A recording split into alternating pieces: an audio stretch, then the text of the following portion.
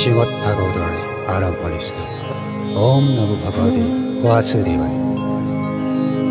জন্মদৈস্য যতো অনতাৰ্থস্থবিজ্ঞচৰাৎ তেনে ব্ৰহ্ম হৃদয়াতিকহৈ মহ্যন্তি ইয়াৎসুৰাই তেজুৱাৰী মৃদাং যথা ইনিময়ো যত্ততি স্বৰ্গমৃষা ধাম্নস্যেন সদা নিৰস্তকুহকং সত্যং পৰং ধীমহি ধর্ম পূজারিত কৈতুহত্ত নির্মচ্চরণং শতং বেদং বাস্তবত বস্তু শিবদং তাপত্রয়োন্মূলনম শ্রীমতি ভাগবতে মহামুনিকৃতে কিং ওয়ায়ি পরলীশ্বর সদ্য হৃদয় তুরুদ্ধহেত শুশ্বকুবিতক্ষণাৎ নিগমকল্পতরৌগলিতং ফলং খুকমুখাদমৃতদবসংযুতম ইয়ত ভাগবতং রসমলয়ং মুহুরহু রস ভুবি ভাবুকা।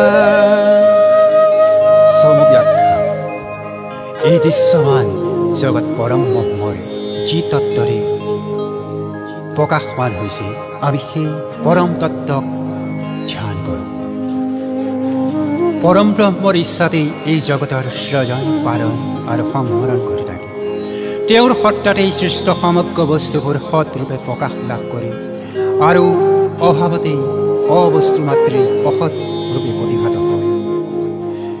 পৰমেশ্বৰ সৰ্বজ্ঞ, সকলো পদাৰ্থতে সামান্য আৰু বিশেষ জ্ঞান ৰূপে নিত্য বিৰাজমান হৈ থাকে। তেওঁ স্বৰাট বা স্বতন্ত্ৰ অথবা স্বাধীন। সেইজনাই সৰ্বপ্ৰথমে আদিকবি ব্ৰহ্মাৰ হৃদয়ত বেদৰ জ্ঞান প্ৰকট কৰাইছে। সেই বেদৰ জ্ঞান মহামুনিসকলৰ বুদ্ধিয়েও ঢুকি নাপায়। সেইজনাৰ তেজময় মায়াৰ প্ৰভাৱত মৰীচিকাত পানীৰ ভ্ৰম হয়, মাটিত পানীৰ ভ্ৰম হয় আৰু পানীত মাটিৰ ভ্ৰম হোৱাৰ দৰে হয়। এইবোৰ পৰমেশ্বৰৰ তেজময় মায়াই তেওঁৰ অধিষ্ঠান সত্তাক আশ্ৰয় কৰিহে সত্যৰূপে প্ৰকাশ পায়। পৰমেশ্বৰে কিন্তু নিজ মহিমাৰ প্ৰভাৱত নিজৰ পৰা নিজৰ মায়া বিদৰিত কৰিব পাৰে। সেই লক্ষণযুক্ত পৰম তত্ত্ব বা ব্ৰহ্মতত্ত্ব অথবা পৰম সত্যক আমি ধ্যান কৰোঁ। নিষ্কামভাৱে যি ধৰ্ম পালন কৰা হয়, সেয়াহে ধৰ্মৰ প্ৰকৃত স্বৰূপ। কোনো ফলসিদ্ধিৰভাৱে ধৰ্ম আচৰণ কৰাক কপট ধৰ্ম কৰা। ব্যাসদেৱে কপট ধৰ্ম পৰিত্যাগ কৰি, হিংসা দেশ পৰিত্যাগ কৰি মানুহে যাতে পৰম সাধুসকলৰ ভগৱতী বা পৰমেশ্বৰৰ আৰাধনা ৰূপ যি ৰূপ পৰম মংগলময় ধৰ্ম, তাক নিৰূপণ কৰি পৰম মংগলময় ধৰ্ম পালন কৰিব পাৰে, সেই উদ্দেশ্যে এই ভাগৱত ৰচনা কৰিছে। সেই ভাগৱতৰ পৰম লক্ষণ ৰূপ ধৰ্ম পালন কৰিলে মানুহে তিনি তাপৰ পৰা অৰ্থাৎ আধ্যাত্মিক, আধিদৈৱিক আৰু আধিভৌতিক দুখ নিৰ্মূল কৰি পৰম মংগলময় পৰমাৰ্থ তত্ত্ব অনায়াসে উপলব্ধি কৰিব পাৰে। মহামুনিকৃত এই পৰম ৰহস্যৰ ভাণ্ডাৰ ভাগৱত শাস্ত্ৰ থাকোঁতে আন কোনো শাস্ত্ৰৰ প্ৰয়োজন নহয়, কিয়নো পৰম পবিত্ৰ ভাগৱত শাস্ত্ৰ শ্ৰৱণ কৰিবলৈ ইচ্ছুক মহাপুণ্যৱান লোকে সেই শাস্ত্ৰ শ্ৰৱণ কৰি এই পৰমেশ্বৰৰ হৃদয়ত স্থান দিবলৈ সমৰ্থৱান হয়। ভাগৱত শাস্ত্ৰ বেদৰূপী কল্পবৃক্ষ, অমৃত ৰসপূৰ্ণ ফল। এই ভাগৱত আত্মৰাম মুনি শুকদেৱৰ মুখৰ পৰা নিষিদ্ধ হৈ ভূমিত পৰিছে। তেওঁ যেন ৰসিকসকলক কৈছে, হে ৰসিকসকল, তোমালোকে এই ৰসময় সুপক্ক ফল ভাগৱত বাৰে বাৰে আস্বাদন কৰা। ভাগৱত শাস্ত্ৰ নিগম কল্পবৃক্ষ শুকদেৱৰ মুখে সৰি পৰা সুস্বাদু ফল বুলি সকলো মহাপুৰুষ আৰু বৈষ্ণৱ পণ্ডিতে অভিহিত কৰিছে।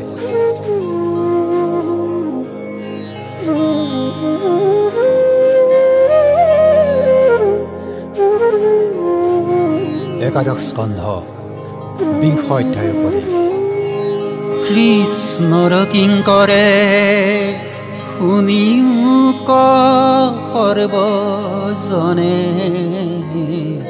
জীৱনত লৰ যেন ৰেখা বিজুলি চমক সম উঠিৰ জীৱন জন্ম মৰণক ঐদপিনে দেখা ধৰিবে অন্তে বাঘে পৰলোক যাইবে লাগে শুনি মোক যাতনাৰ কথা যমৰ কিংকৰে খাইবে যাতনাক প্ৰাণ যাইবে নকৰিব কোননো অৱস্থা মাৰিবে চাবুক বাৰী যাইবে দুখে প্ৰাণ চাৰি খাইবে মাংস কুকুৰে কামুৰি আচাৰন্তে ধাতু যাই ৰাখ বুলন তয়ো নাই বিষয় যাতনা যমপুৰী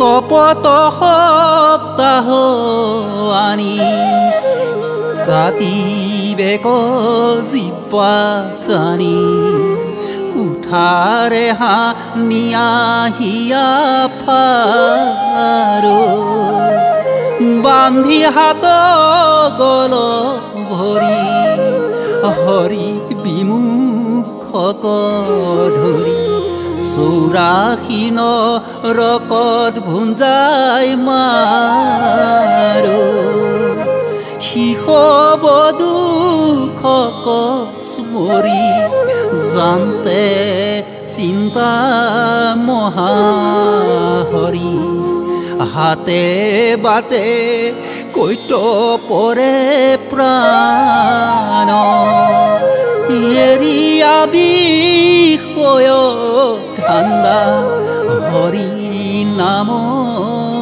গলে বান্ধা নামে সে কৰিবে পৰিত্ৰাণ যিটো মহাপাপ কৰি আকস্মিতে স্মৰে হৰি সিটো শুদ্ধ হৈ কোন চিত্ৰ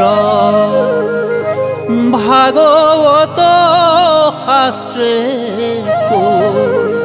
তাৰ জীৱা সংগ লওঁ সিও শুদ্ধ হৈ কোন চিত হেনয় বান্ধৱ হৰি তাংক যিটো পাপী এৰি আনকে সে ভুঞ্জিবে প্ৰবন্ধ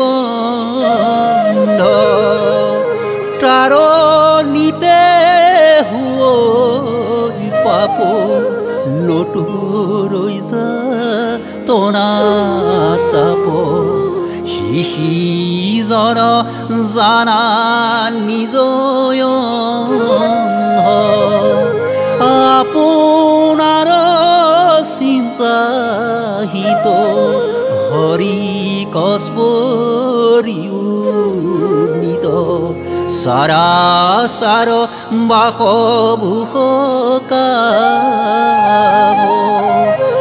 অন্তকে ধৰিলে পৰা সুখে সংসাৰ কতৰা নিৰন্তৰে বোলা ৰাম ৰাম এৰা আপোনাৰ চিন্তাহিত হৰি কস্মৰিও নিত সাৰাসাৰ বাসভূষকাম অন্তকে ধৰিলে পৰা সুখে সংসাৰ কতৰা নিৰন্তৰে বোলা ৰাম ৰাম কৃষ্ণ হৰি